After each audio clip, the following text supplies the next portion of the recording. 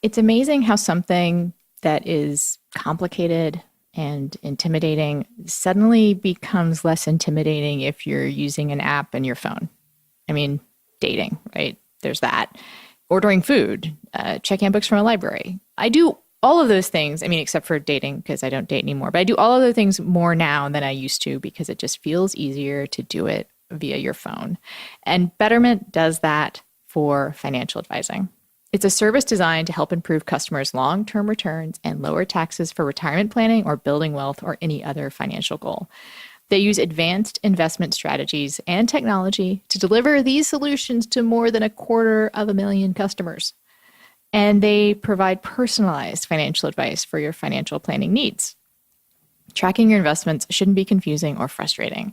And Betterment strongly believes that managing your wealth should be an easy and enjoyable experience. Again, even though the underlying task is the same, it feels easier and more enjoyable because the way you're doing it and the tools that they're giving you to do it. They give you a clear view of your net worth when you sync your outside accounts, such as your bank accounts and other investments. And they show you how much your outside brokerage accounts are costing you in fees and in uninvested cash. Now, investing involves risk. But with friends like these, listeners can get up to 6 months managed for free. For more information, visit betterment.com/withfriends. Again, that's betterment.com/withfriends. Betterment. Rethink what your money can do. Hi, I'm Anna Marie Cox, and welcome to With Friends Like These, a podcast about difficult conversations and differences. And we have actually a spot-on segment today having to do with relationships and politics. Noah Rothman, an associate editor at Commentary, and he's a never Trump guy, but kind of a maybe Trump will shape up guy.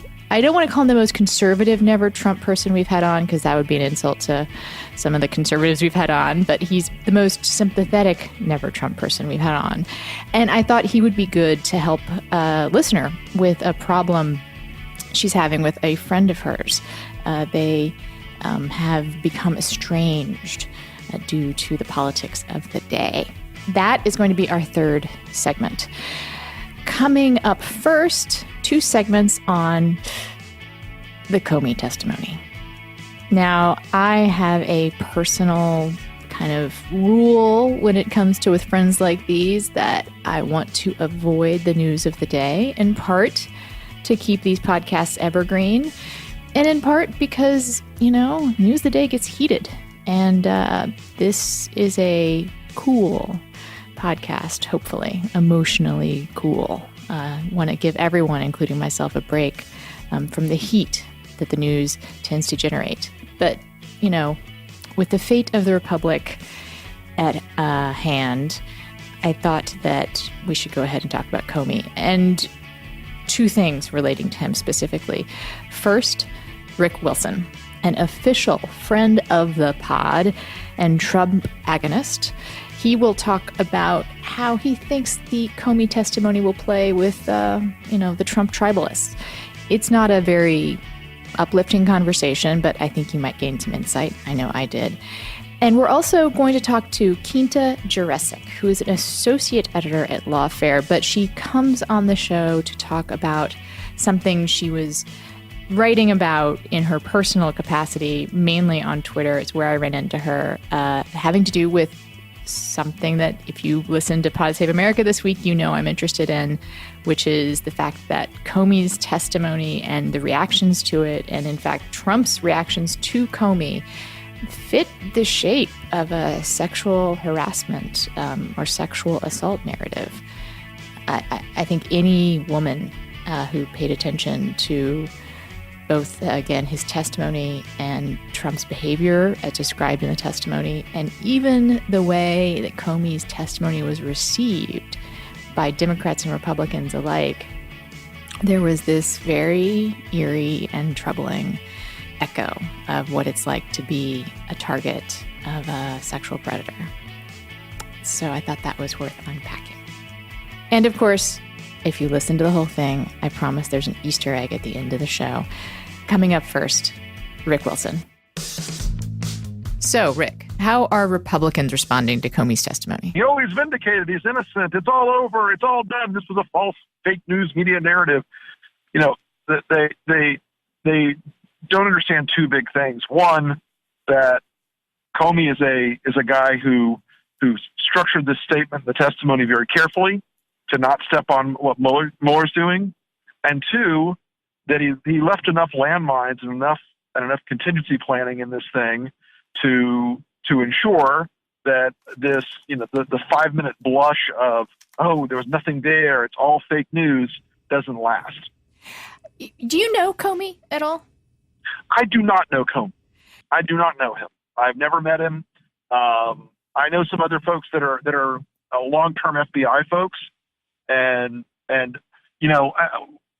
I knew from back in the Bush days, there was a little controversy on the whole 702 question back in the day when he was acting AG for that temporary period. But the folks I know at the FBI are long-term and professional guys, and they viewed him with a remarkable degree of affection and regard. Yeah, I get the sense that he's incredibly well. I mean, all the stuff that we heard when he got fired, like the FBI, agents, like the rank and file, seemed to really like him. In fact, he does seem to be the kind of person that in a different universe, a lot of Republicans would like. He is the law and order, just the facts, ma'am, sir. Yeah, and back when Republicans embraced the rule of law, now we have apparently completely abandoned for executive fiat and authoritarian whimsy. Yeah. Well, the reason I wanted to talk to you, though, we could probably just rehash the testimony and be very amusing for both of us, because right. he was. I mean, lawyers have to be good writers often, or good lawyers are good writers, and he is quite the wordsmith, right? He incredibly wonderful turns of phrases that I already ordered my Lordy, I hope there'll be tapes shirt. Lordy, I hope there are tapes. It's already a t-shirt. I already ordered it. But I wanted to talk to you sort of as like a red state whisperer a little bit, because so for those of us that are already suspicious of Trump, whether or not we consider ourselves Republican or Democrat, conservative or liberal, this was fucking devastating. Right? Like the former FBI director called the president a liar on multiple occasions. Yeah, not equivocally. That's a vague turn of phrase, but that's not true.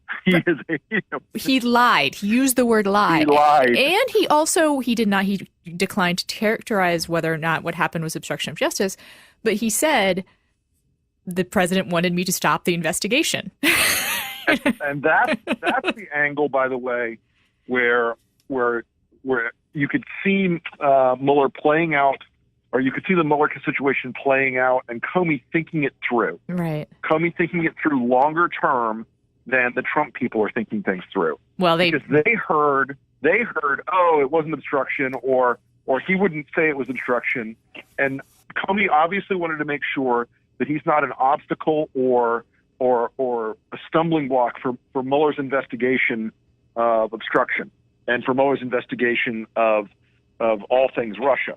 He wanted to he was very carefully phrasing his responses in a way that sounded to me like he knew where some of the landmines would be in a major investigation like that, and he was being very cautious to not trigger any of them, and so that he could allow the special counsel to continue the work that they're doing.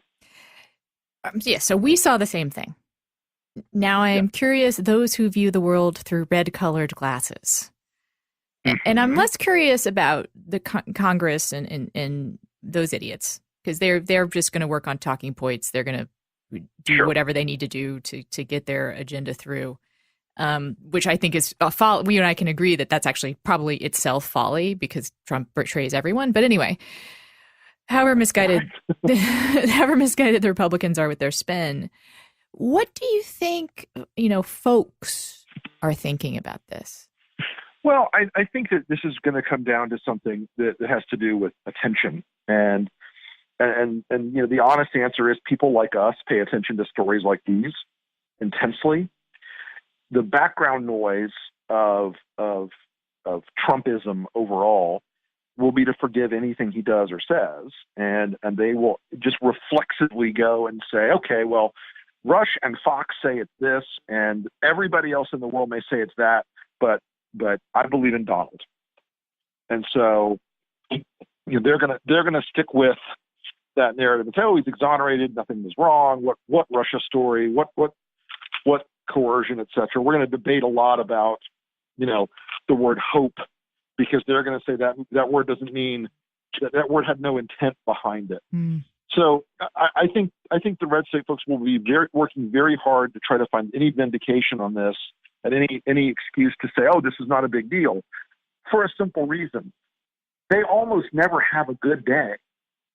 Every single story in Revelation that keeps rolling out about Trump's behavior before the Russia story, during the Russia story, related to the Russia story, all those things get worse and worse and worse. It never gets better. This for them is a reed to cling to as they dangle off the cliff of the growing problems that Trump has around this story. Yeah, I was worried you were going to say that. Because I think you're right. It's something Favs and I talked about a little bit for their show, which is that we're so tribal in our views of Trump that's what comes first, right? You belong to the Trump tribe, and therefore your opinions are formed through that belief, not looking at what happened and then forming your belief. And to a certain degree, there's the anti-Trump tribe too. We'll totally cop to that. Yeah, sure. I completely acknowledge that there are plenty of times where I see people that I agree with in this particular fight, getting out ahead of their skis because, I hate him as vigorously as anybody, and maybe more than most. But I try to be cautious and not declare that I know things that I don't know, or that I'm putting pieces together that I can't legitimately put together. So I'm always sort of cautious about that, and I always sort of counsel people that the fact basis alone on most of these questions is bad enough. His actual behavior is bad enough. Don't overshoot the mark just because it reinforces the tribal. And it's like people ask me very frequently, like, how corrupt is Paul Ryan? How deeply is he involved with Russia? I'm like, he's not. Stop. Don't try to make everything, you're not going to knock out the top 100 leaders in the Republican line of succession. You're just not. But I do think that desire of our tribal nature now, and our very insular kind of two-party hermetically sealed news environments has become something that makes it harder and harder to see how news in the old days would have mediated this kind of situation, would have you would have seen the news ecosystem would have percolated through this, and all those dynamic tensions inside of it would have given you a sort of general public consensus. And now it's going to divide out where 80% of the Republicans believe X and 80% of the Democrats believe Y, and never the twain shall meet. Yeah.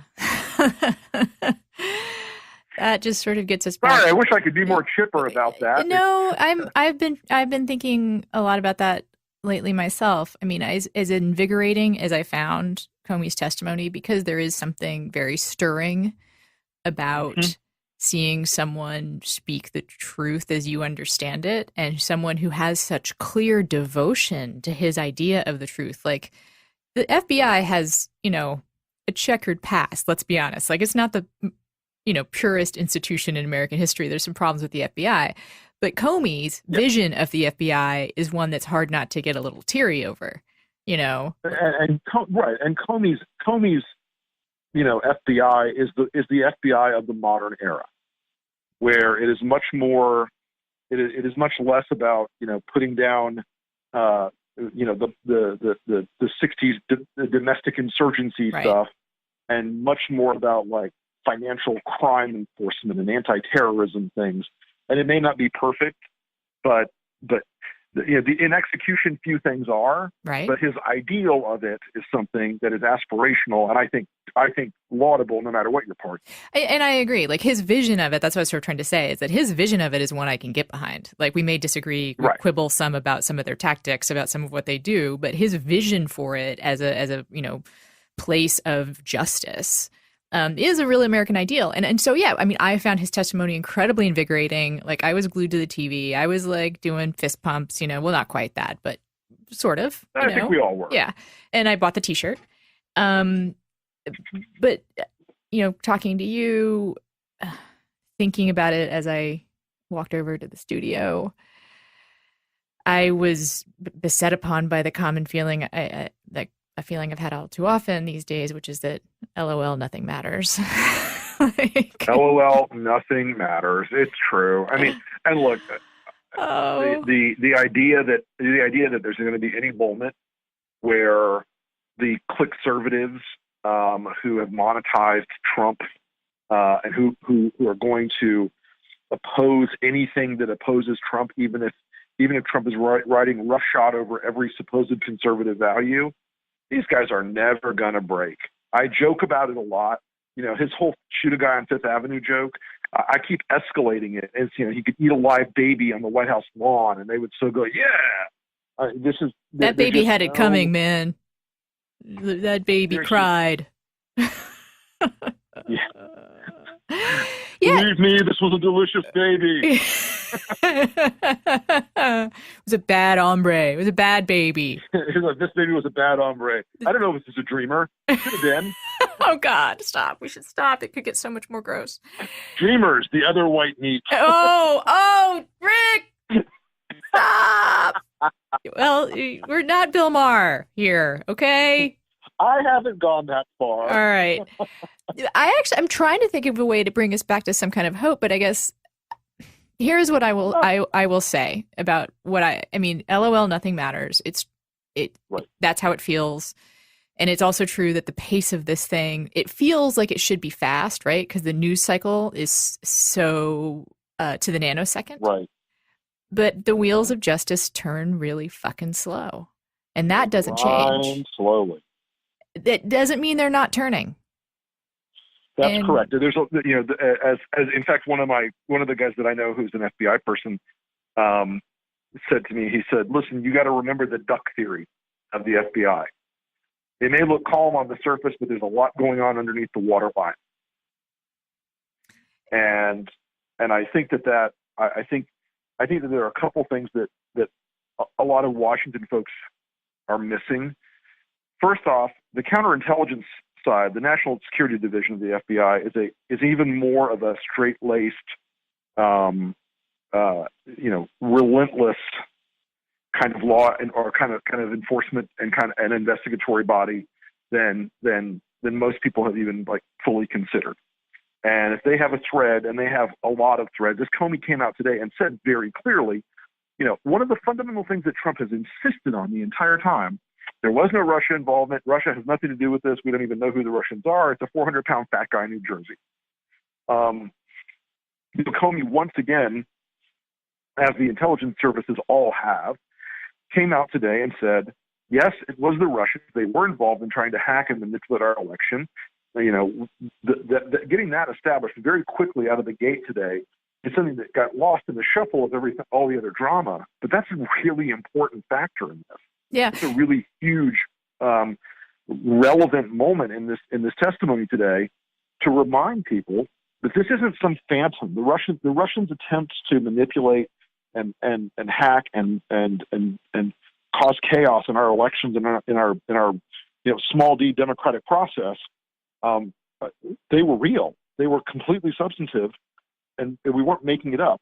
Donald Trump and his team denied for ages that there was anything at all, that Russia had done anything at all in this election. Yeah. And it's also a kind of a thin read that saying, oh, well, Donald Trump isn't personally under investigation on a counterintelligence investigation. But, Richard Nixon didn't personally burgle the Watergate office building.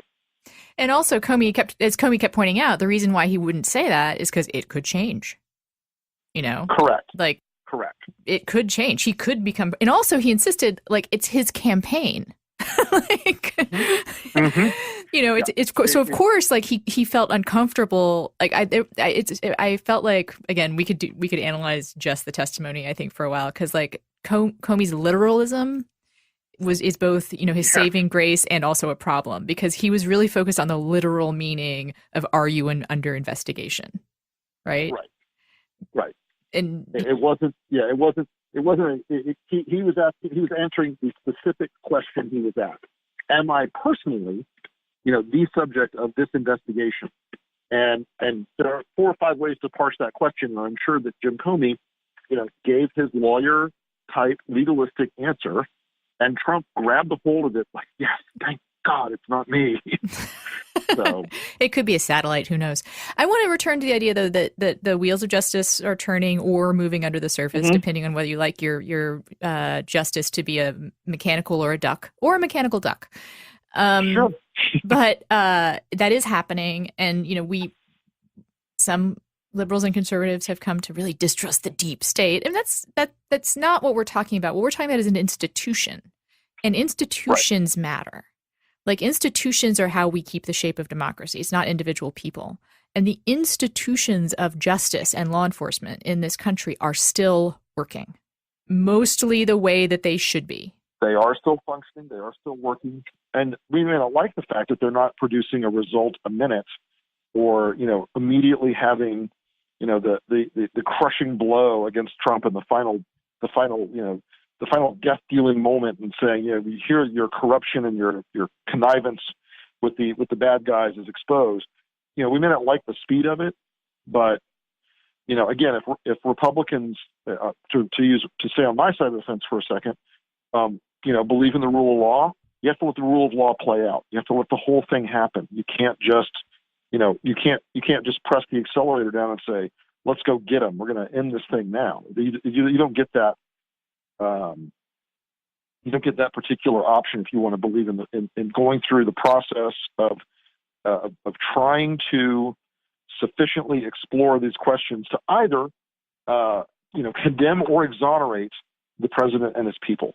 And I'm going to let that be our last word with you for now, because it seems like the most hopeful we're going to get. But Rick, I appreciate you calling in. As always. You are definitely a friend of the pod, and we will check in with you again soon.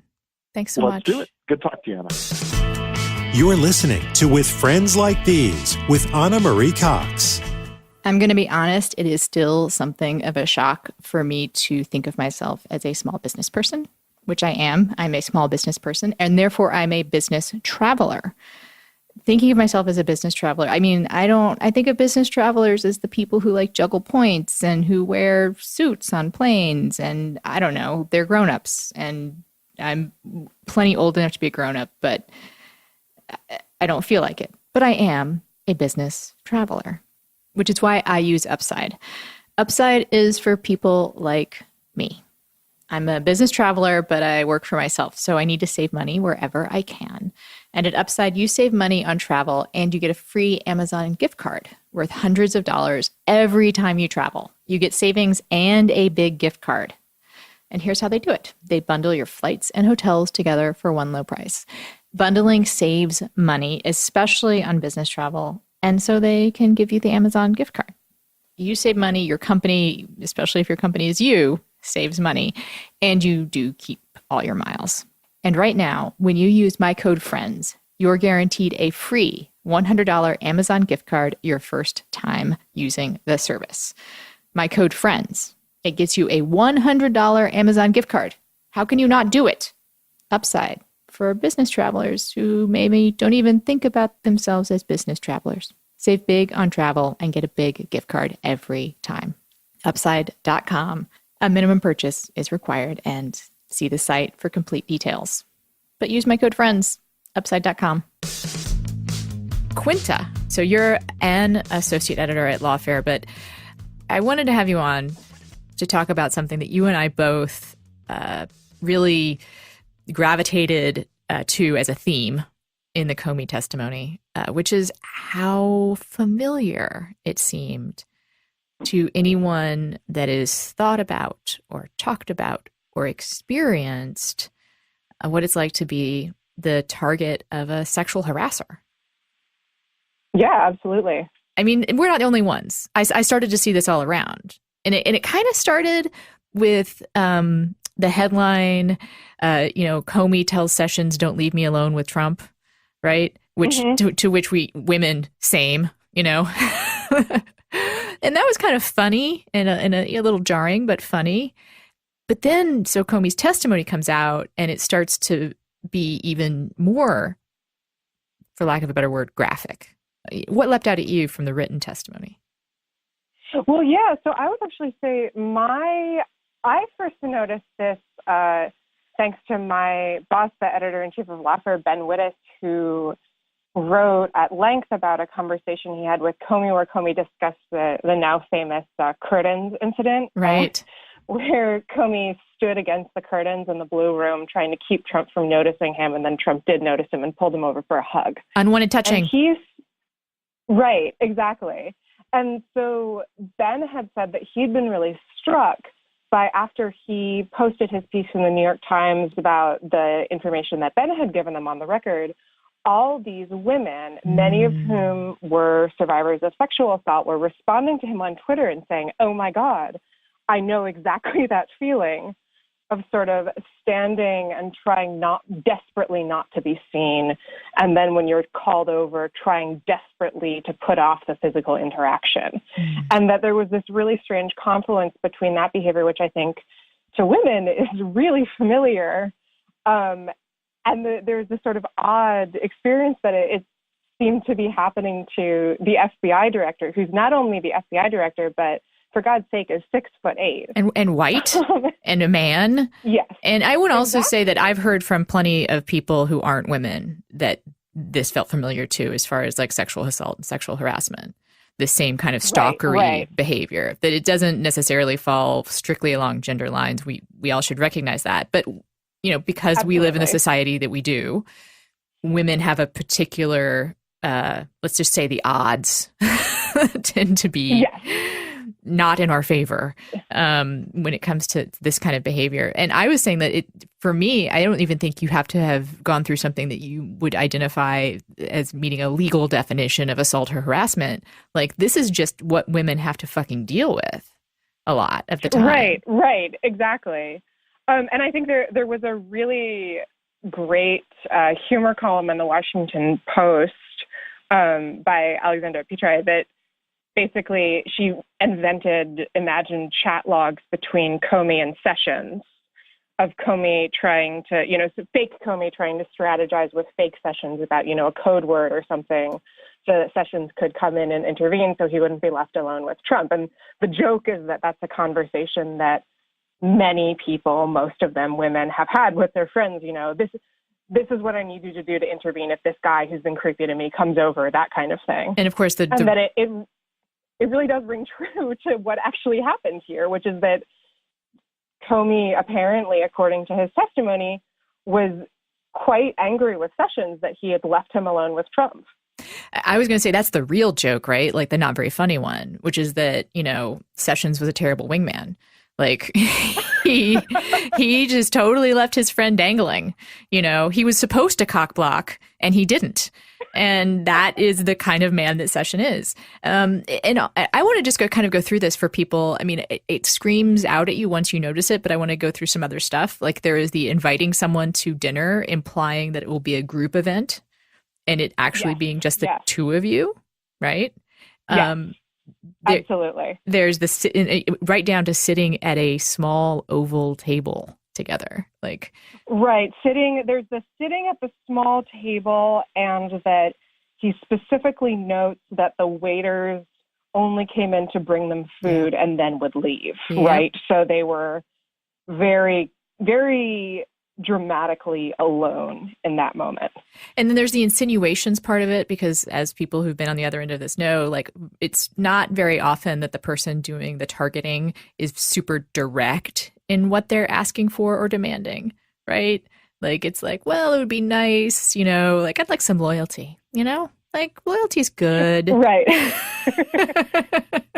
Right. I think there's an element of sort of walking right up to the line. Yes, of exactly. saying something out loud and just not quite crossing over that line. I mean, and you saw this in the testimony today where Comey was one of the senators, I believe Senator Risch, really pushed Comey saying, well, he didn't say that he wanted you to drop the Flynn investigation. He said that he hoped that you could let it go. Right. So there's a very slippery use of language there. Right. Which is not something that harassers or assailants or predators necessarily do consciously. Like, I don't know how much Trump does consciously at all, to be honest. Like, I think he's operating mainly. Yeah, I think that's something that we can't really know. Right. But he seems to have an intuitive sense for how to do this kind of ugly insinuation and hinting.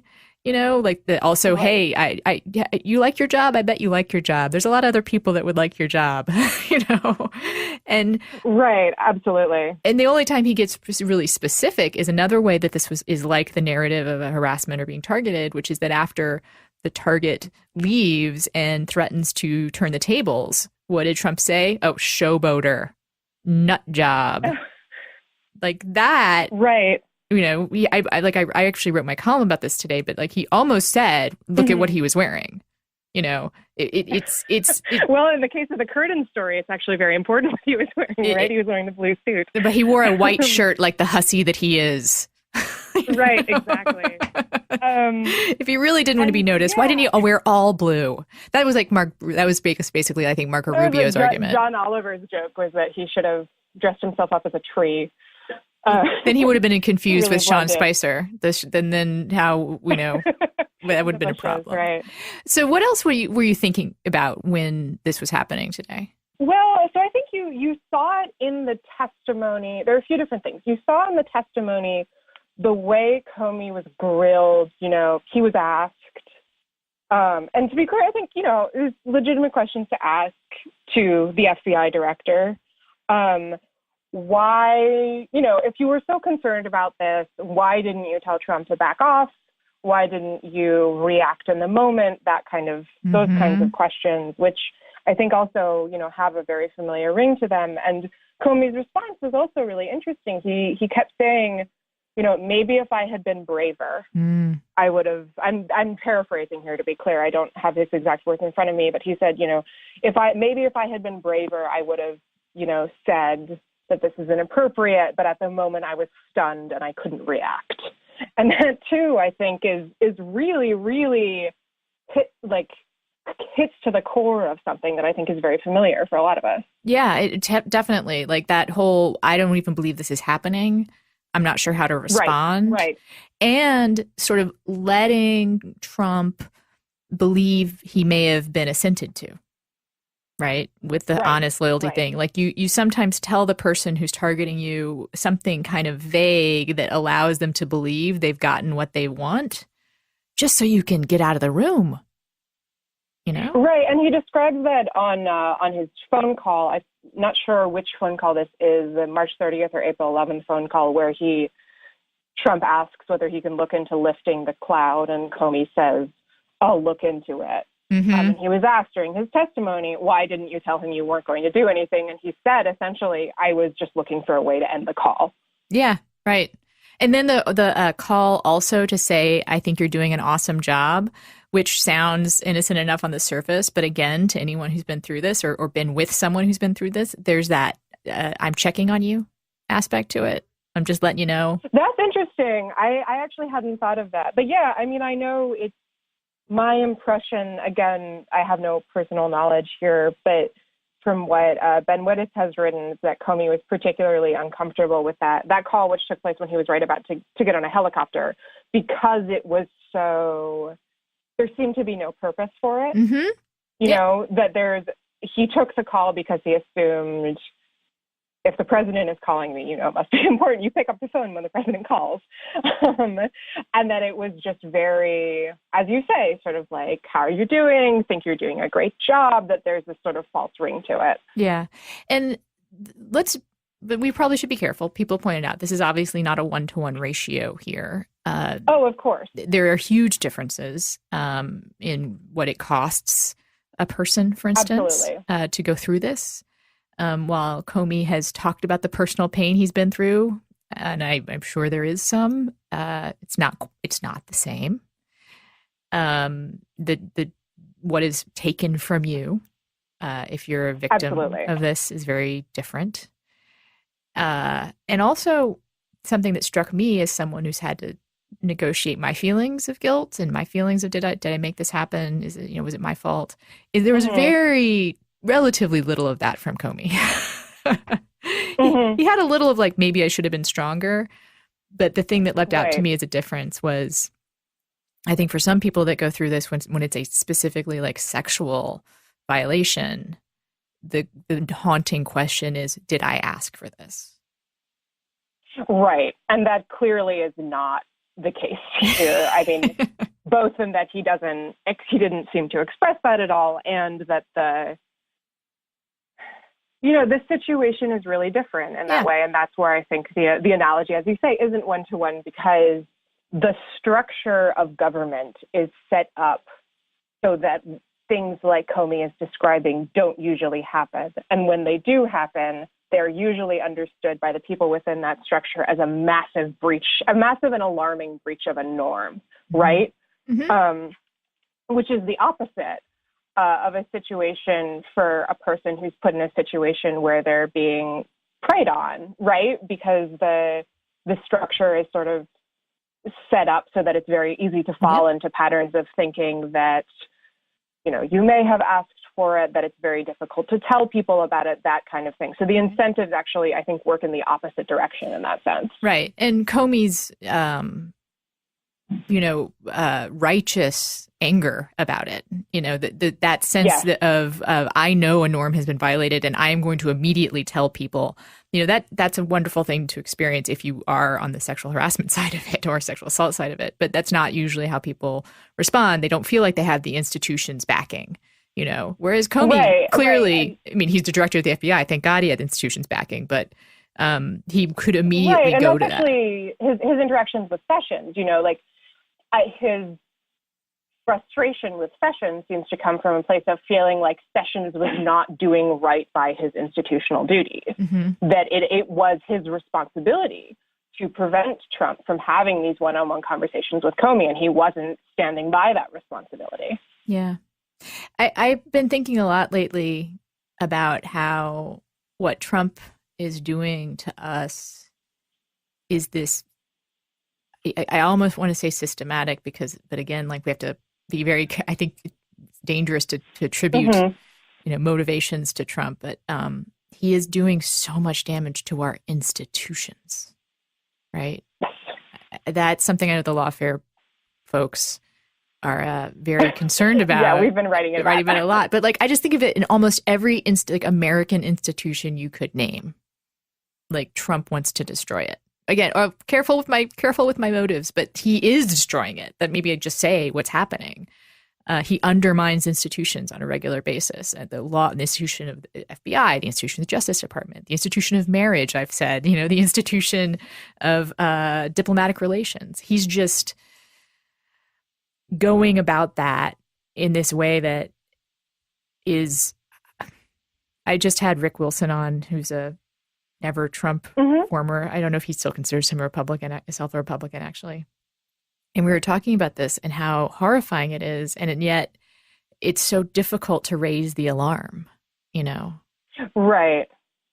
Right. I mean, I think a lot of it, and we've written a lot about this on Lawfare, is that what's being eroded is, it's often not a question of legal violations, although there's been, we'll see what direction the discussion turns in following Comey's testimony, right? There's been a lot of talk about obstruction of justice. That's actually, as a technical legal matter, is very complicated for a lot of different reasons. But a lot of what Trump is doing that really alarms people is not a question of laws, it's a question of norms. For example, the president has full authority to fire the FBI director, as Comey said, for any reason or for no reason at all. that doesn't mean that it's not an enormous violation of norms for him to do so. And I think that part of the problem is that we're seeing in Congress a lot of the Republicans sort of working who are defending Trump or perhaps not coming out directly against him are making these very narrow arguments that, well, it's, it doesn't constitute obstruction of justice. It's not technically illegal. And I think that's concerning because if these are norms that are being eroded, the defense is political. The defense is Congress. It's a question of political will. And it seems so far that political will isn't there on behalf of Congress. And I feel like a broken record in a way, because I know I'm not the broken record, but there's a chorus of us, perhaps that's the right metaphor. But it's so disconcerting that it's Republicans that are not standing up for institutions. It's strange. Right. There's a particular component of the conservative movement in America in the latter half of the 20th century that was really, really focused on personal virtue, right, and civic virtue, and that we needed to sort of inculcate these ways of behaving in the public sphere. And it's sort of ironic in kind of a sick way to see that movement suddenly, where a lot of the people associated with that movement have ended up is behind Donald Trump, right? Who is the person who is eroding those norms of civic virtue and of personal behavior as well. Yeah. And I don't know what to think about that, Well, the split screen today, which, not everyone showed, but it was happening in history, if not on television, was Trump, as this is happening, as the former director of the FBI is on television talking about explicit malfeasance by the president, calling him a liar, not mincing words. On the other thing that was happening in Washington was Trump was speaking to a gathering of evangelicals. That's really interesting. Yeah, that's a good point. I don't know what to make of it. Something that I think is important is also that what we see about these interactions, I think what we're picking up on in the way that Trump appears to have interacted with Comey and the way that Comey and those who spoke to Comey describe those interactions, right, and the parallel between that and people who are victims of sexual harassment or sexual assault is that it's not saying, it's as if Comey was assaulted, right? I want to be very clear. Yeah. I'm not saying that. But what I do think it shows is that the president has a particular way of engaging with people. And that way of engaging with people, it ranges from women. I don't know if I can say the infamous phrase. Go ahead. Yeah, no, we're an R-rated podcast. Okay, excellent. You're not a family podcast. No. So it ranges from women who he talks about grabbing by the pussy. When you're a star, they let you do it, to his relationship with the FBI director. And I think what that shows, it's the old idea that what it's really about is a question of power and exerting power over other people. And that Trump tries to strong arm people. And Comey shows how that kind of interaction plays out in a context that's not related to sexual harassment, but that nevertheless is very, very charged and very uncomfortable in a lot of the same ways. And I'd say the other way to think of these things as being in parallel or as different choruses of the same, screeching song is that the abuse of power is always obscene. And It is disturbing, and it's sometimes hard to talk about. The greater the abuse of power, the more obscene it is, and the more uncomfortable we get in drawing attention to it. And yet the greater imperative there is to speak, right? So. Yeah, well, in the case of the president, I don't know if it's uncomfortable to speak about the abuse of power. I think a lot of people whose fates are politically entwined with the president are finding it uncomfortable, certainly. But in the case of Comey, I'm not sure if it's a question of his feeling uncomfortable in terms of not being sure, how people would respond if he spoke about it. He's clearly describing uncomfortable interactions, but he wanted to testify. I don't think he was concerned about what happened if he testified. He said, I think the direct quote is, "Lordy, I hope there are tapes." Yes. Right. So again, I think this is a situation where, again, it's a little different, that because there's sort of an existing structure into which Comey slots, as, the former director of the FBI, he's someone who has a relationship with this congressional committee, that he can feel comfortable coming there and saying, these are the norms that you and I care about. These are the norms that have been violated. And I agree that the response to that on behalf of Congress is less horrified than I would hope and you would hope. But I'm not sure if the parallel quite holds in terms of it being uncomfortable to speak out against power. Just in Comey's case specifically. Right. Although I guess the point where I would say that I feel like that's true is that I've been thinking a lot about Hannah Arendt, and that the bigger lies you tell, the harder it is to talk about them. And there is something just kind of obscene about what's happening now. And it's hard to get people to see it and to really talk about it, because it's just so extreme, It's not a mild thing. It's almost hard to get your head around, I think, that this is happening. Like, sometimes I still have that, like, we're running out of time, but I just want to get off my chest because I rarely get to say it out loud. But because sometimes I still have that, oh my fucking God, Donald Trump is president and he's doing this crazy shit. Oh, I have that. I feel like I sort of drift through the day without thinking about it. And then it just sort of like hits me over the head with a 2x4 every now and then. Like I am really awake right now. Yeah, no. And that's actually, I don't want to be flippant about our comparisons, but that's somewhat what it's like to live in the aftermath of some kind of, trauma, is that you go through life not thinking about it because it's too hard to think about. And then every once in a while you're like, oh my God, that happened.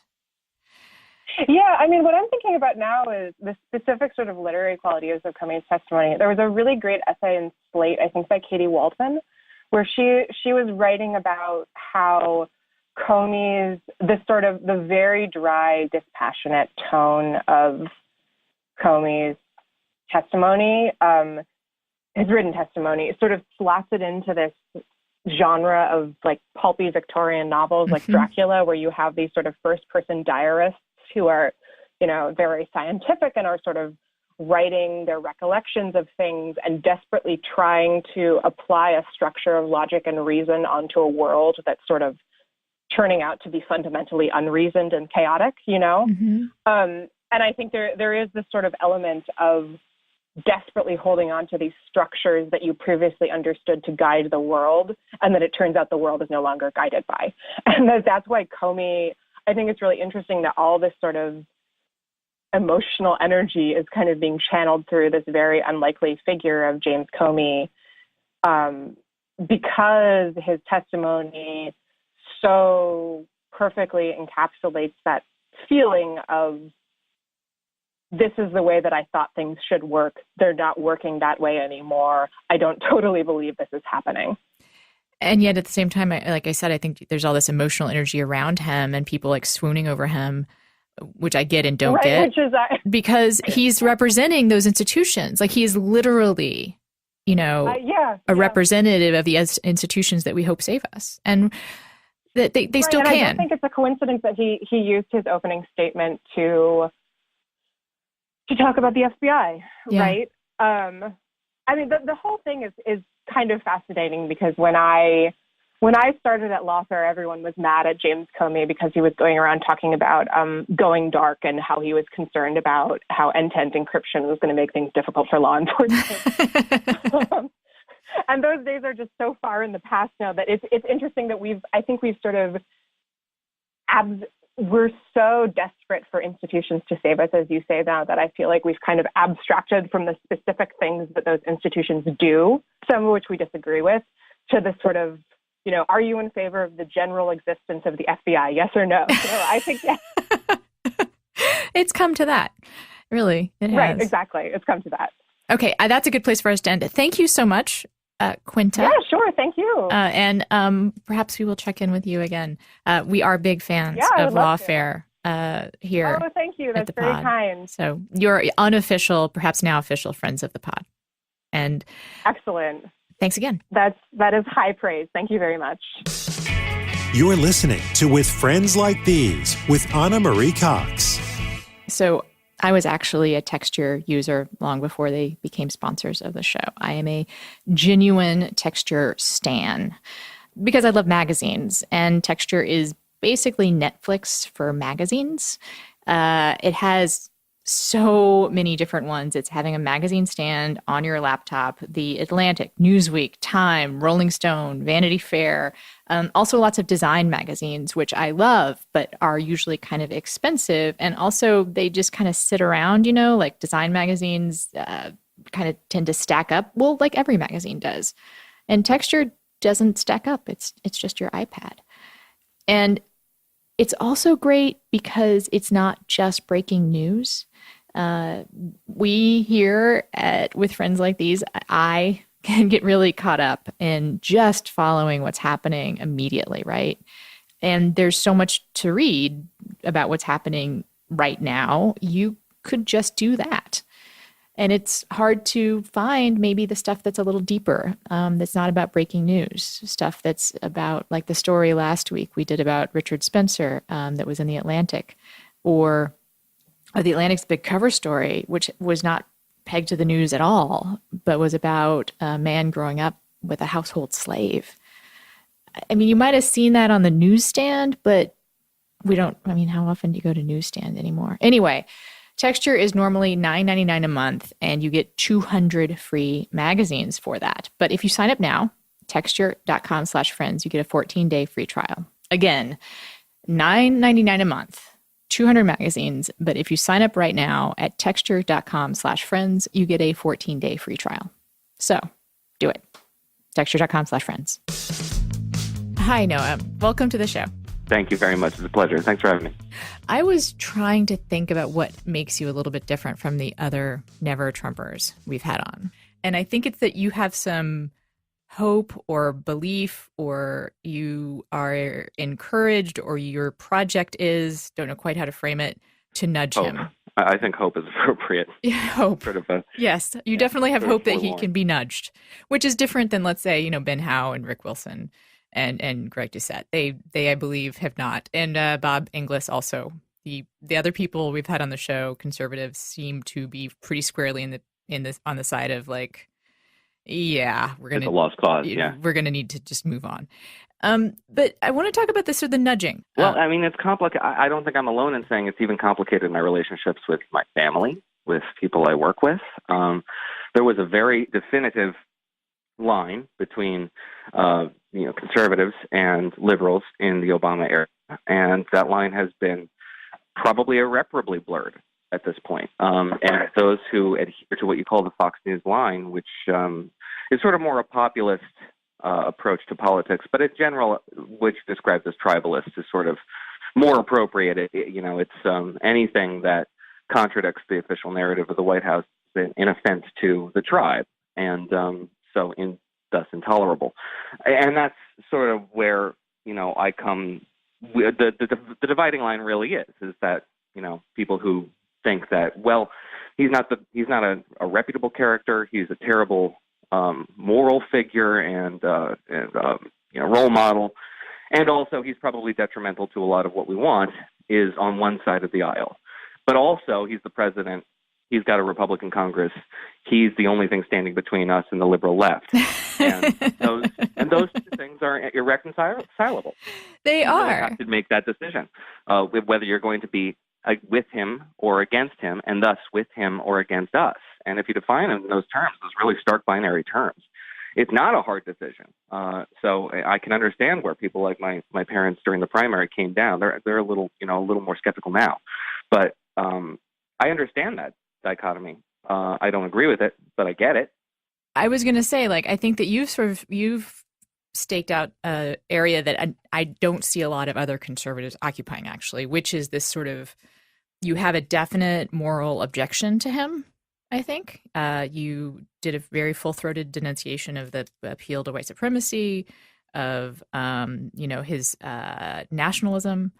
I saw all that, cheered with you on that. But you have also again, I guess you're just a cockeyed optimist.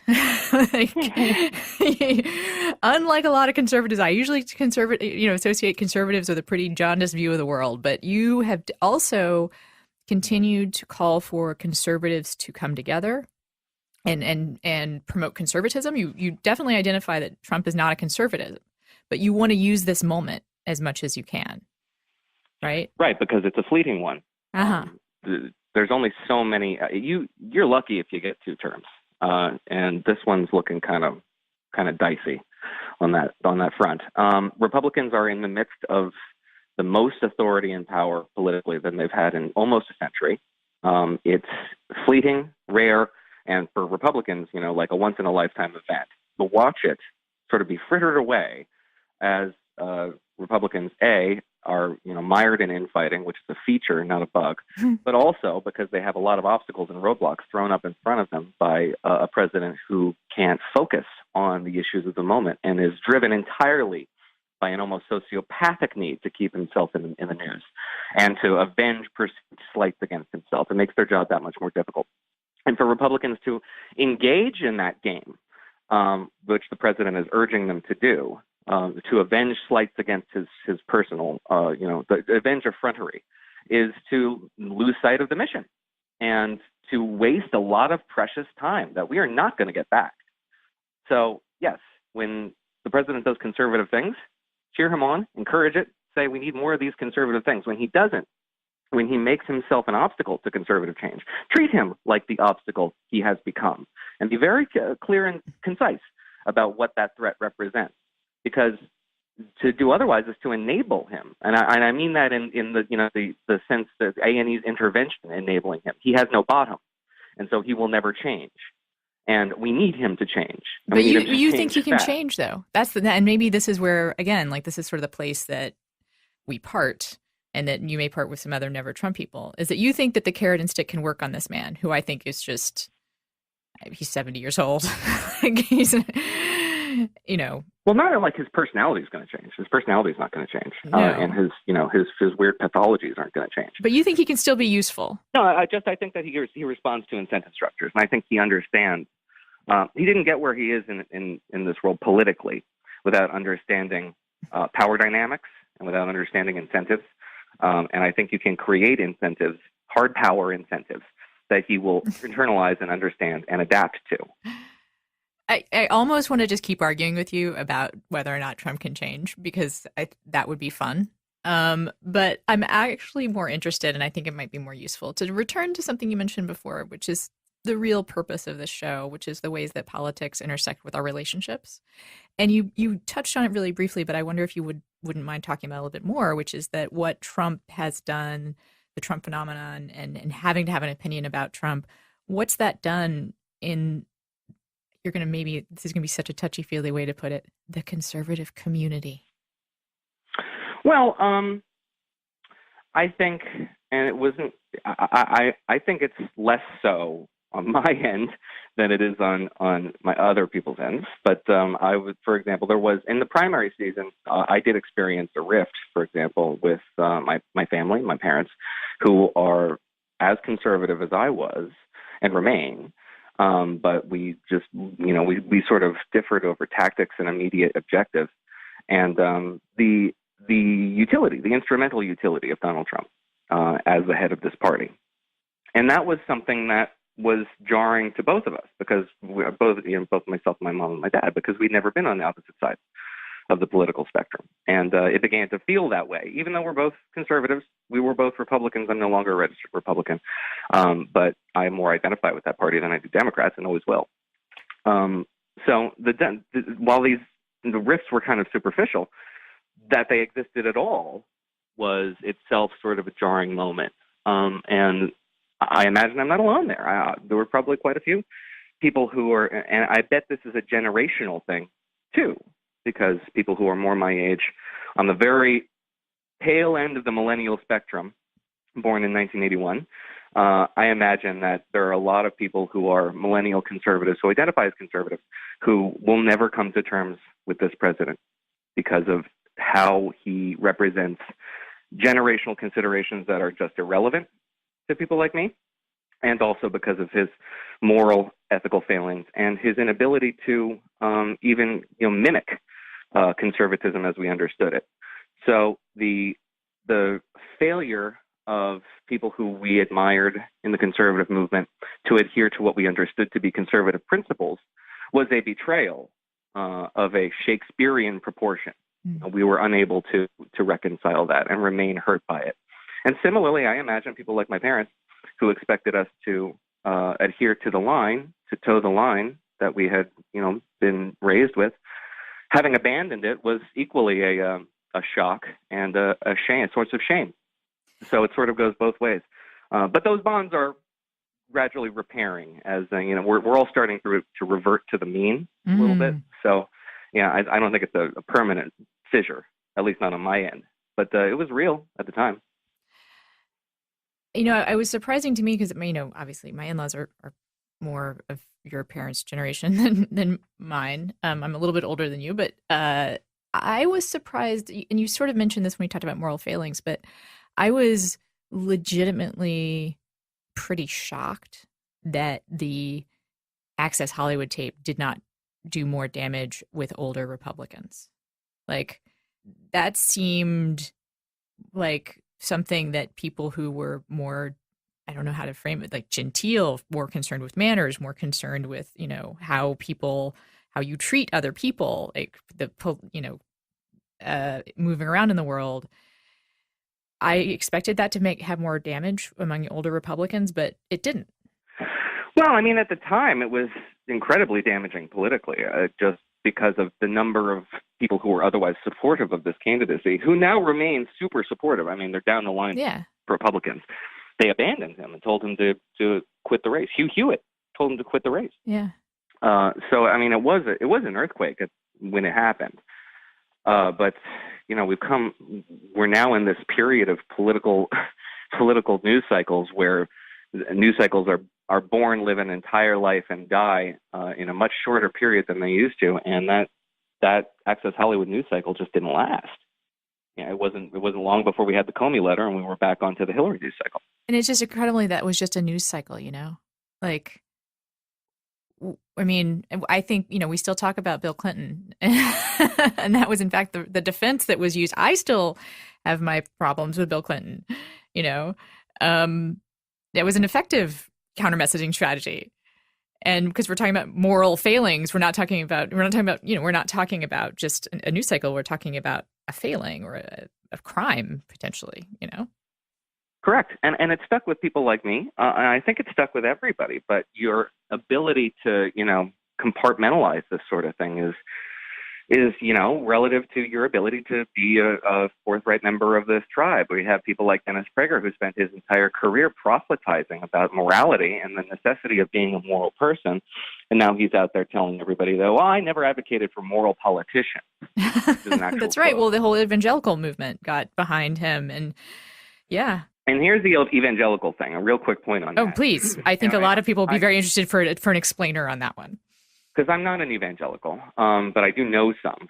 And their worldview, while you can argue with it, say it's wrong, baseless, self-deluded, is nevertheless their worldview. And that is that evangelical Christianity is facing existential threat. And I don't mean just here in the United States, where there are, there's the dominant cultural forces look down on this sort of thing. I mean, in places like ISIS-held territory in the Middle East, where they're genociding Christians, they really genuinely see that as an existential threat, and it's not 100% baseless. And when they see somebody who's meeting the cultural threshold that they require as somebody who's defensive of their position in the world, their very existence, then they're willing to make compromises all over the place. Yeah, and whether you can say that's wrong, and I do, but it's not entirely. No, I understand, and also, Gorsuch, right? Like that will be. I've been saying we need a new meme, which is instead of the butthurt emails over the rising floodwaters, it would be Gorsuch, because that's I've seen that. That's what you got. That's you definitely got that. Right. But I've argued that's the minimum expectation of a Republican president, to look at a list of names and choose one. He successfully did that, and it looks like he may have successfully done that with the FBI director nominee too, who smart people are saying is not terrible. So that is our bit of breaking news on the show. In the case of Gorsuch, I mean, this wasn't a cost-free proposition. The amending of minority privileges in the Senate is something Republicans will come to regret. Maybe not today, maybe not 2 years from now, probably 4 years from now, definitely 6 years from now. Those things won't be there when we need them. So Republicans have and will make a whole lot of compromises along the way. So it's not as though that this was a victory without cost. Yeah, well, I mean, that's the whole that is the Trump presidency in a nutshell, is a victory with tremendous costs. So you actually know the other reason why I asked you on, besides to chat about your personal tribal affiliations, which is to talk with a listener who wrote in. So welcome to the show, Jenna. Thank you. Thanks for having me. And what did you want us to help you out with today? I wrote a question out so it's more compact than my initial statement, so I can read that off for you. Okay. So one of my closest friends of over a decade and I disagree on politics, and we always have, but it's never been an issue in our relationship. But since the beginning of the election cycle, we both have been moving further and further away from the middle, and it has drastically impacted our relationship. We are now unable to have polite political conversations, and this has effectively ended our relationship. I know that I have other friends who struggle with these same issues in their lives, and it's disturbing to me to see the trend our nation is taking. I've never felt less secure about the fate of our country than I do right now. Instead of coming together to work on our issues, we are alienating each other, name-calling, and being as petty as possible. My main question is about moving forward. How can our country return to a place where we are moderates who disagree, but can still have civil conversations that lead to productive policy? It seems like each side is just out to attack the other and to win at all costs instead of trying to positively affect change. I'm at a loss for how to enact these changes and where to even start now that everything is so divided. Thank you. Noah, do you have a follow-up question? I do. Jenna, are you an active social media user? I am. How active would you say is active? Every day, multiple times a day? I peruse it more than I use it, I suppose. So I'm always active on Twitter, but I don't necessarily tweet. Okay, but here we go. I do follow a lot. I sense where this may be going from Noah. Yeah. Go ahead. Twitter is terrible. It's a bad place for bad people. I say this as a very frequent user of this service. It is not reflective of the real world, especially when it comes to political discourse. The incentive structure on Twitter is to be as big of a jerk as possible, because that's where you get the food pellet. The food pellet drops down for you if you're uncompromising, irrational, rude, and posturing for the effect of your audience, and not for actual dialogue. So while there are problems in the real world, they are not like Twitter. We are geographically sorting into different regions, which are much more partisan than they used to be. People are seeking out people of their own quote-unquote tribe, and political identification is becoming much more central to our personal identity than are things that used to be the focus of our identity, our job, our religion, our ethnicity, that sort of thing.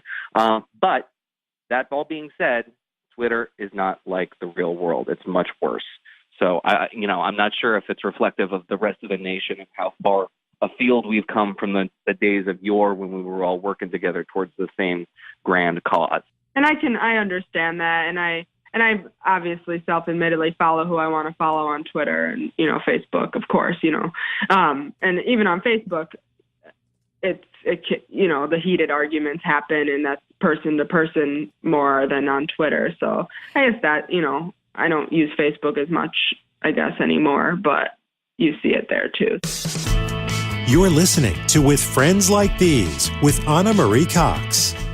SeatGeek is a smart and easy way to get tickets to live events. With SeatGeek's seamless mobile experience, you can buy and sell tickets, and they help you find the best seats at the best prices, fully guaranteed. And there is nothing quite like seeing your favorite team or musician in person, and SeatGeek will help you get closer to the action for great value. But let me tell you why I like SeatGeek. It's because it's on your phone. I mean, a theme here, it's true, but you guys are listening to a podcast on your phone, so you probably do a lot of things on your phone, and this app is for you. Because another thing that the phones have enabled us to do is be a little bit forgetful.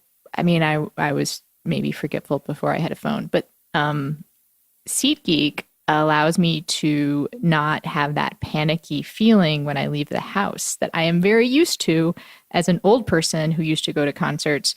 Where are the tickets? Where are the tickets? In fact, so used to that my husband used to do that joke with me all the time where we would leave the house and he'd be like, "Oh, do you have the tickets?" And I would panic because of course I didn't have the tickets because I never have the tickets. With SeatGeek, you have the tickets. Every purchase is also fully guaranteed, so you can shop with confidence. Make SeatGeek your go-to app for finding the best deals on every type of ticket, from sports to concerts to comedy to theater. And actually, I just read that, and I didn't know they did comedy. I will be looking up some comedy shows, I think, because we need the laughs.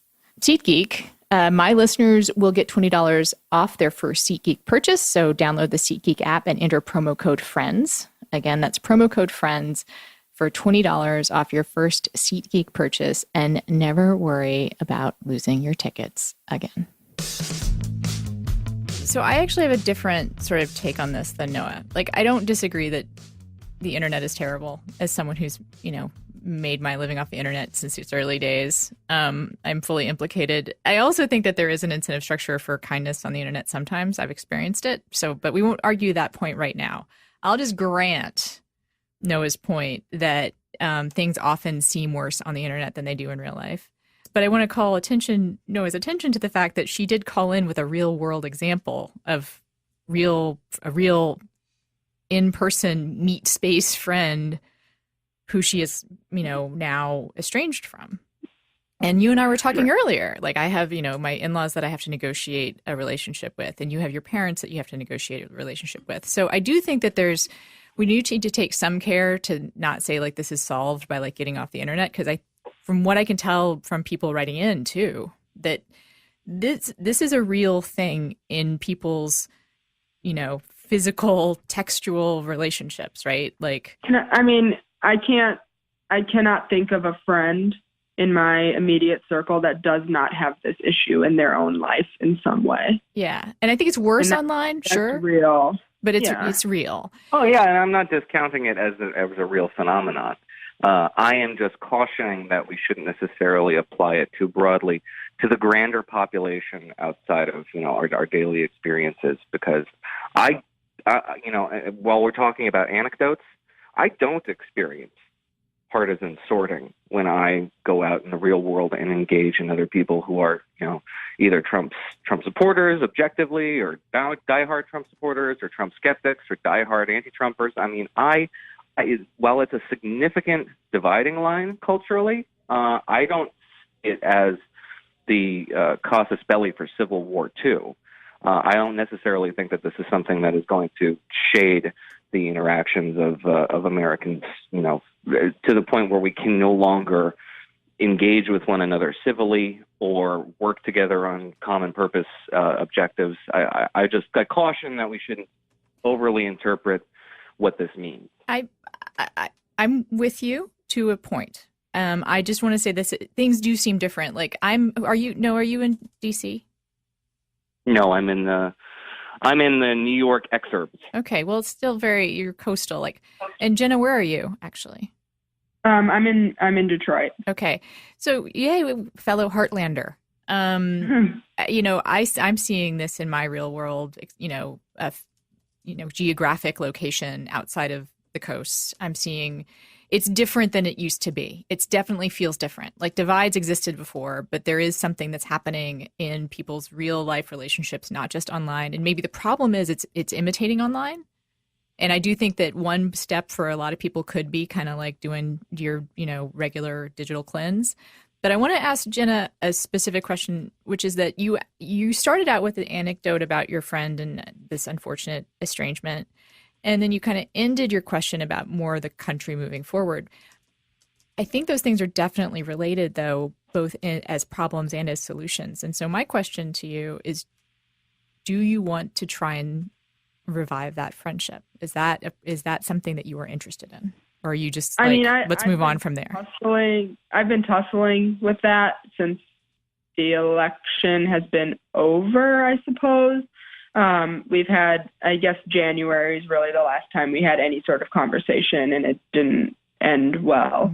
And I mean, I know that regardless, like we've been friends for over a decade, like regardless, if something major happened in one of our lives, we would be there for each other, right? I mean, that's how it goes. But do I have any sort of, I don't really know if I have a desire at this point to continue a day-to-day or any sort of friendship where we would grab drinks together. To me, that's a different, is that love there? Absolutely. I would, walk through a wall if she needed me to for whatever reason. But the day-to-day friendship, I think it's just a different friendship now. And I don't know, I guess is the answer on how I feel about moving forward. And it's not specifically, and I think this is another point I want to make, it's not specifically just because she voted for Trump. It's her other actions that have spoken louder since then. And I can get into that too. It's not I don't know if it's completely necessary, but I know that this election has changed me. I'll be the first one to admit that. It really has. I've become a different person, and it could be she has as well, or she could be the same and I've changed, and that's why our relationship's changed. I don't know. So I'm still kind of trying to reconcile that in my own mind. Well, the first thing I want to say is that love is more important than like. So right. I think that's a lot, and that's huge, in fact, that you still are able to say that you care for her so deeply and that you would walk through a wall for her. And I believe you.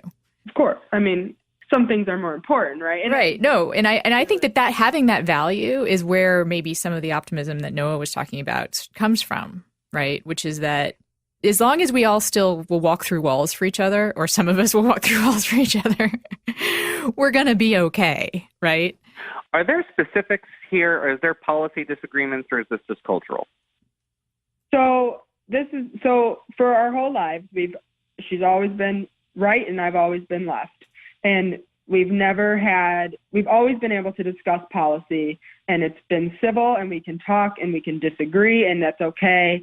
And it's never been an issue with us until this election cycle. And now it's become more personal. She has expressed viewpoints that I didn't know she had, and that I think that they are rooted in racism and sexism and xenophobia. So I didn't know she had these viewpoints. And she made a point very, very early on in the election cycle, I think almost immediately after he announced his candidacy, that she very much enjoyed that he was not politically correct and that he could say whatever he wanted, and that was a great thing. And while I understand the concept behind that, I disagree with how he did it. And so it became personal as opposed to being about policy. It always was about policy, and then it became personal. And I think that's really where our discrepancies started with this election cycle. So the reason why I think it's important that we kind of identify and celebrate that you still love her and care for her and would do whatever she needed if she was in trouble is because that is, like I said, sort of where the rest of the healing comes from, I believe. Right. And I also believe, though, and this is, up to you, but if that's still there may come a time when it might be a good idea to reopen a more normal kind of like friendship with her. And I say that because, I don't think people's minds get changed if we don't, people's minds don't change because we argue with them. People's minds change because we live with them. Right. There was a pretty, I think, incisive column recently by National Review's Jonah Goldberg, who identified. I can't believe you put all those words together in a sentence, but go ahead. very bright guy. The lifestyleization of politics, which is something we were talking about earlier, which is how you identify. Your identity is bound up in your political affiliation. And so you can't have a disagreement without being attacked because that's your identity. This is you. How can you have a policy disagreement unless you're talking about this is my most deepest held conviction. That's not healthy. And it's one of the reasons why we do have something of a civil discord problem right now. And so yeah, I'm of the impression that there is something different here, and it's something that began before Barack Obama or George W. Bush, but exacerbated over the course of those presidencies, where we began to identify tribally with our political affiliation and not just see it as a means to affect some sort of a political end or a policy end. Yeah, I think that there's something to be said, and this is again, I think it's important for you to think about this friendship with this woman, because although you asked in the end about healing the nation gets healed through these one-on-one relationships. You know? And because, my experience with my family, my husband and my in-laws is that, well, especially with John, right? John will never change his mind because of something that I said to him. Right. He might change his mind because something he heard me say. But the people we really care about actually are the ones we have the least shot at convincing through an argument, right? And it sounds like this woman sort of counts on that level because you have such a history together and you do care about each other.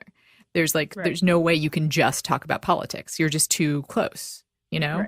And I also feel like there may be a need for a cooling off period, it sounds like, And that's, there was some pretty insensitive comments that were made to me about my religion in January, which is why we haven't really had any sort of discussion since. And I think I personally just needed a period to step back and figure out what it means to me in a friendship, and just go from there. And yes, I think just cooling off and being like, okay, let's all, because you're right. I was probably pretty moderately liberal before this election, and now I'm like just liberal. Like, here I am. I'm a liberal, and that's and it just happened, right? I think she probably went the other way too, and I will be the first to admit I've made blanket statements about Republicans, and that might not be fair, but I feel like that's what's been happening over and over again, and now it's like this us versus them mentality, and that's where we are, and I think that's sad in a lot of ways, and you're right, like Twitter is not the place to go if I want to find people that are going to be bipartisan, but it's but it is real in our lives, I think, at this point. So, and I think, more than ever, like I said, I identify as a liberal Democrat. And I think more and more she's identifying as a Republican. And that's becoming the core of who we are. And that is kind of unfortunate, right? I'm so much more than that. And so is she, obviously. And so are all my family and friends and everyone I know in my social circles. We're more than a Bernie supporter, a Hillary supporter, a Trump supporter, Ted Cruz supporter. Like, we're more than those people, but that's who we've become. And it's connecting on those other levels where you might have a shot at least understanding each other on an ideological level, Right. I want to be real clear that if she said something that was super deeply offensive and personal, I'm not going to endorse like forgiving her and just like wholeheartedly, unless you feel like you can and want to, right? Like, people say shit that's really bad. Like, yeah, it's not an unforgivable offense. I just think, I think it was insensitive. Okay. With the current climate. Right. So no, and I don't know. I don't think it was malicious. I just think this whole election cycle got to all of us in different ways. Yeah. And no, I'm actually curious, just from on your side, you talked about not living in a ideological silos yourself. Do you have liberal friends? Yeah. So I don't have friends, period, because I have two little kids, a 2-year-old and a 9-month-old, and I don't see people. I see my wife. So their kids are liberal for sure, though, right? Yeah, oh, yeah, definitely. Yeah. They're nanny status. Bernie bro, little Bernie bro. Well, no, they're definitely like they're for the nanny state. I mean, that's for sure. Correct. Yeah, literally. Literally the nanny. If we could afford it. Yeah, so I came up in the theater. I was a performing artist. I went to college on a performing arts scholarship. I spent my life backstage and on stage. So I grew up in liberal circles, and my political maturation occurred after 9/11, where I wanted to get into the news cycle, abandoned my scholarship, and started working in news talk radio. I was already conservative at that point. I was much more interested in national geopolitics and the conduct of American national affairs. And from there, I managed to weed my way back into the academic circles and found the intellectual vacuity of the left in the Bush era so off-putting that it ended up compelling me to adopt a much more conservative stance on issues related to domestic politics. But all of the relationships that I formed in the period before I was 28 were generally center-left or left. So, yeah, I mean, that's where I spent most of my life in my political career, is being the token conservative at media sites like Mediaite and Campaigns and Elections magazine, and a now defunct site called Ology, where I ran the politics department. These were my role was to communicate as best I could conservative positions to a liberal audience. So that's my background. I mean, I think that's important to have the cross communication. I'm not discounting that at all.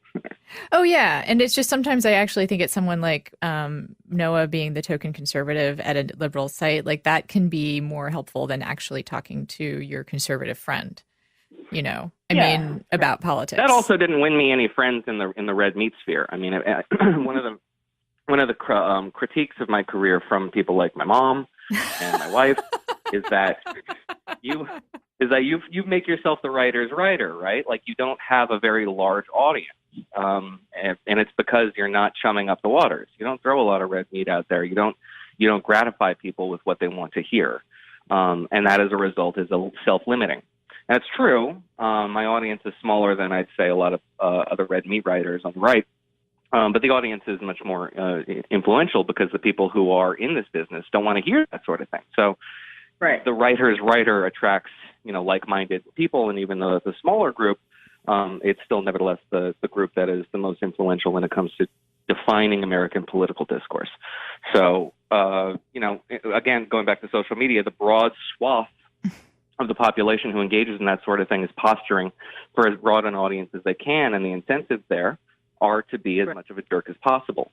But that's just not how it is, in the professional world. Noah, you talked about coming from the theater to politics, and after 9/11 becoming more conservative. And I'm curious, though, if there's ever anything since you've become more conservative that you've changed your mind on to a more liberal direction. I mean, I would say I have, although I kind of struggle to think of the specifics there. I just don't know. And maybe it's because the sorting of these last couple election cycles has made it so that the divisions, the narcissism of small differences, the divisions are really kind of modest. But in the moment, they feel really gigantic chasms that prevent us from coming together on things. But yeah, I mean, I've always kind of been a squishy Republican. So, I guess I come back and forth on certain things. But I've always been kind of obnoxious as this sounds, a moderate. I hate that term. But it is, nevertheless the case, and that was always the critique of me from people on the right. So I struggle to think of specifics. You could throw some at me, and I might find one, but I forget it.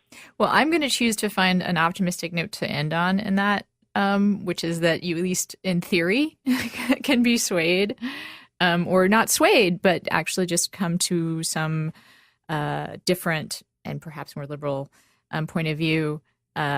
In theory, that is true. And I'm going to offer you to that, Jenna, as maybe you can have some influence, or maybe just some kind of coming together with your friend.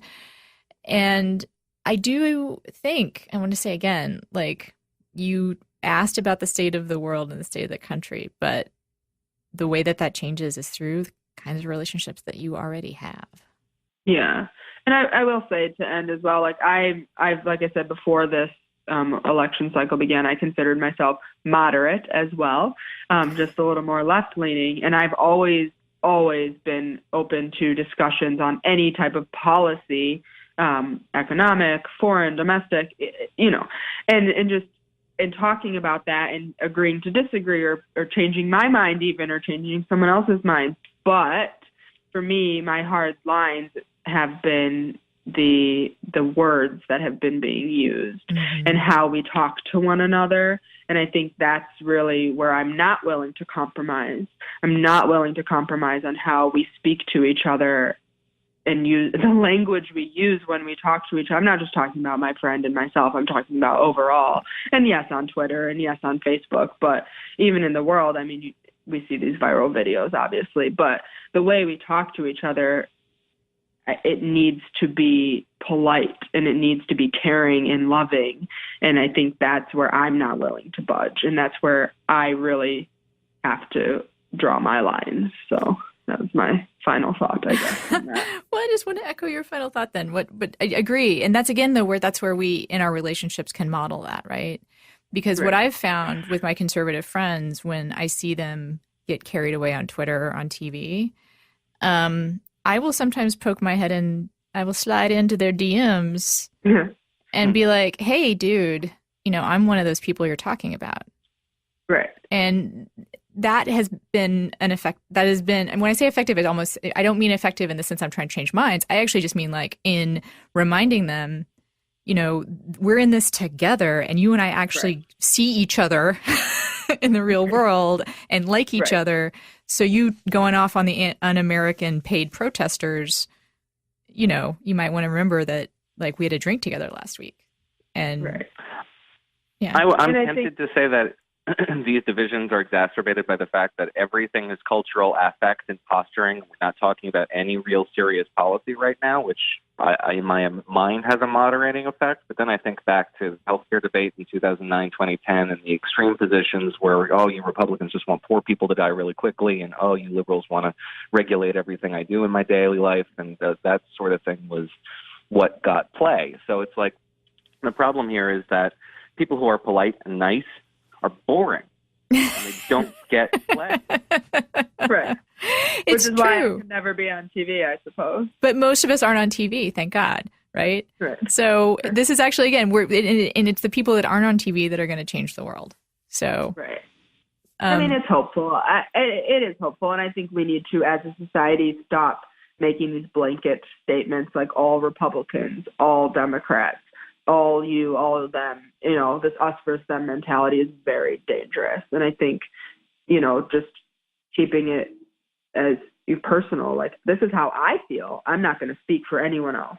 And this is how I feel in this situation. I'm not even going to speak for my friend who's sitting right next to me who feels the same, who I know feels the same way about her, but she has her as me, but she has her own voice and she can use that voice if she wants to. So I think it's important to stop making blanket statements, like you said, especially in positions of power and just covering, an entire population of people with negative words is very dangerous.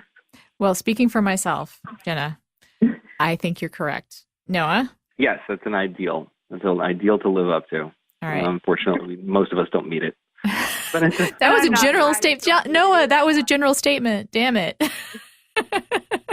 I'm not supposed to be there. I made many statements that are blanket statements in my life. Well, my blanket statement for the now to wrap this up is that I enjoyed talking to you both.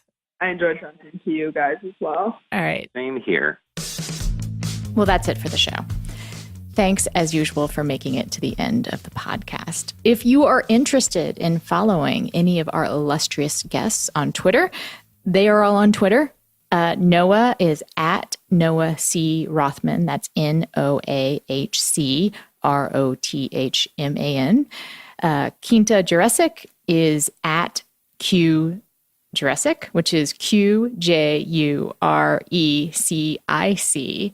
And Rick Wilson is at the Rick Wilson, which I will not spell for you because it's at the Rick Wilson. The show is at crooked_friends. And of course, we have an email, which is withfriendslikePod@gmail.com. And please write with your own questions about politics and relationships, or relationships and politics, some mix of the two. We will be doing listener, questions whenever we can. I think it seems like it's a time when people need to talk about this stuff, and we want to offer a safe space to do that. And I guess I want to add something on a personal note. This week was hard. I don't know if it was the Comey testimony that had such strong echoes of abuses of power that I've seen in my life. I don't know if it was the alignment of the stars, but it was hard for me. And I think it was hard for other people. I've been thinking a lot about normalcy. And as someone in recovery, early on, I kind of rediscovered normalcy. I felt good about normalcy. I celebrated taking out the trash and paying my bills and brushing my teeth, because it was all kind of new. It was like the first time I'd done any of that sober, right? And discovering the joy of just doing normal things was really important to me. And I can't explain to you, like, my heart used to lift a little when I was writing checks to the gas company, because that was just a normal, responsible thing to do. And I'd been through a lot of the stuff that was not normal.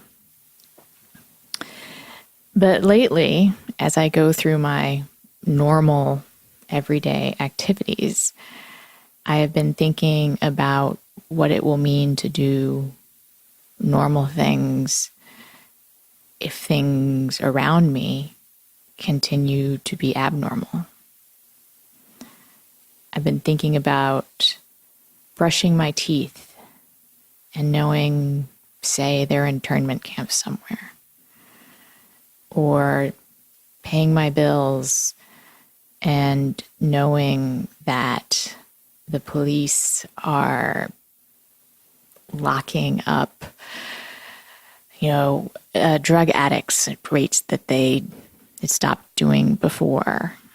And because I read a lot of dystopian science fiction, I can imagine even worse things, I guess. And all the while kind of picturing myself doing something really quotidian as it's happening. I talked to a friend of mine about this and how I felt almost this preemptive guilt. How can I just keep doing normal things when so much that's happening is abnormal and terrifying? And she told me to hold on to what's normal, that it's not oppressive or bad to celebrate the small things in my life that make me feel human, because it's important right now that we all feel human. And those normal things are what connect us.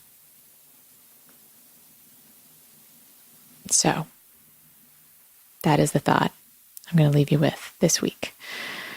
It's the normal things that connect us. Thanks.